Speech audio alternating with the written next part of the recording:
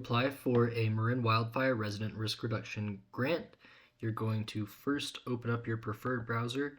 I think Google Chrome works the best, but other browsers can work with this. We've just experienced a few more issues with browsers like Safari or Firefox or Microsoft Edge. Once you get your browser open, you're going to type in the search bar defensiblespacereport.org. That'll take you to this page.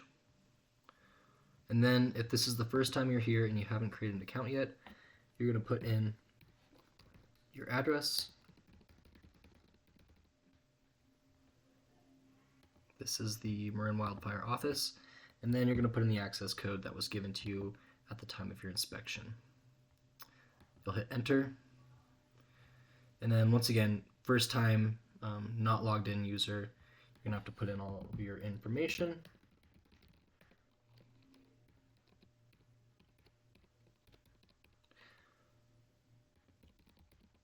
If you've created an account before, you don't have to do all of this. You just log right into your account, and then you'll be able to access your report. And after you do the steps that we go through today, you won't ever have to list this information again. I know it's cumbersome to do this over and over again. So you can create an account here, but we're going to do it on the Grants tab. Check in that box. Access report. Now, before we move to the Grants tab, I just want to emphasize that this is really useful information. You should spend the time looking through everything listed here on your report. We've put in a lot of time to make that a valuable resource to the residents of Marin County, and there's nothing like it in the whole world. So now you have arrived at the Grants tab, which you've accessed by the left-hand navigation pane. And here there's some information, just some general information on the Marin Wildfire and San Rafael grant programs. To actually apply for the programs that we talk about, you're going to need to log in or create an account. You know, I have an account, so I'm just going to log in. But if you have not done that step, if this looks new to you, then you should hit the sign up button. And a few points there. If you do sign up with Apple, make sure you uncheck the box that says hide my email. We will not be able to email you about your application if you do not unselect that box, and it's the default for applying with Apple. I think the best way to go is just email address and password, or Google works well as well. I'm not sure about Microsoft, but I'm sure it works just the same. Just make sure whatever you do, you save the information. You remember how you did it, whether it be one of these 3 ways, or email and password. That information is kept somewhere because you will need it in the future.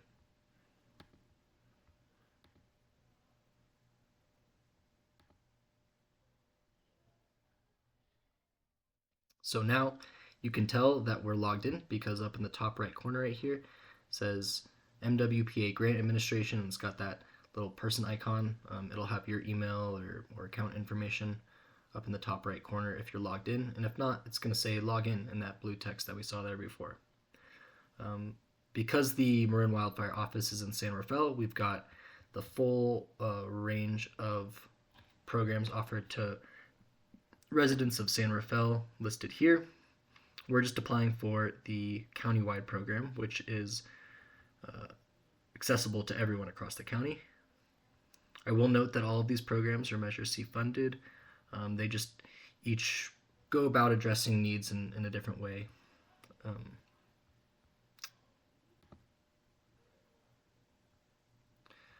So we've hit apply, and now we've started the application. Put in your phone number, your relation to the property. If your mailing address is different from your permit or from the address that you're doing the work on, then select this box and put that there. If not, leave that unselected. And then this isn't a requirement to apply for a grant. This is just some information that we like to collect to see who this program is helping.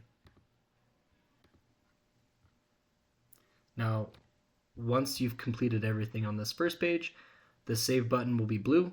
If you haven't completed everything on this first page, it's going to be gray and you won't be able to click it. But you can see you've completed everything.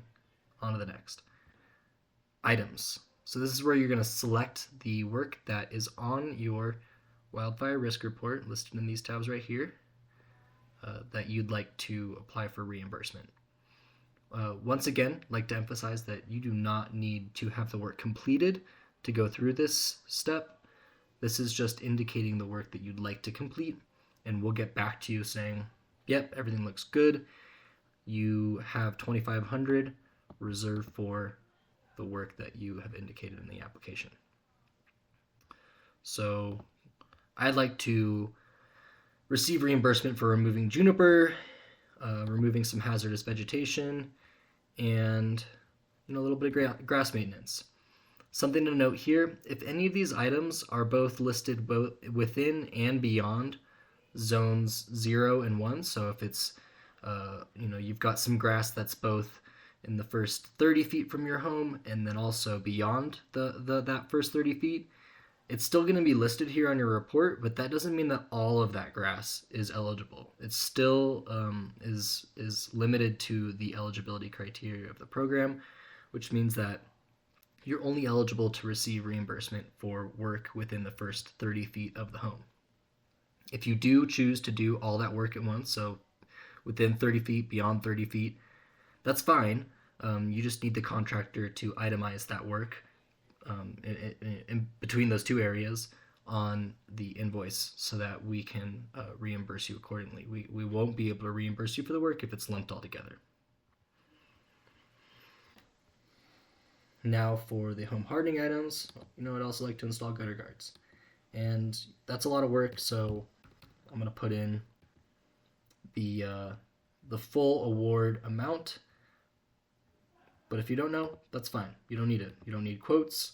This is just a gut, and it doesn't affect how much you can receive. Now that's it. Submit. And here it says that we'll review your application and confirm that the planned work is eligible financial assistance. Please monitor your inbox in the coming weeks. We may reach out with clarifying questions or recommended alternative projects. Otherwise, you will receive an email with our decision within 2 weeks. Once you receive confirmation, you may complete the work and return here to submit documentation. So that's that. One more thing that I'd like to note is that you're going to receive these updates, whether you've submitted your pre-approval application, whether we require additional information, if you've been pre-approved, all of these updates about your application, which are pretty important for you to receive, are going to come from the email no-reply@defensiblespacereport.org. I'll type that up here just so you can see no-reply@defensiblespacereport.org. That email address there should be saved in your contacts in your email account so that you can be sure that none of these emails are going to spam, which does tend to happen a lot. So please do that as soon as possible, ideally before you even start the grant application, but definitely before you hit submit. All right. Well, thanks for bearing with me today, and good luck applying for the grant. Look forward to reviewing your applications.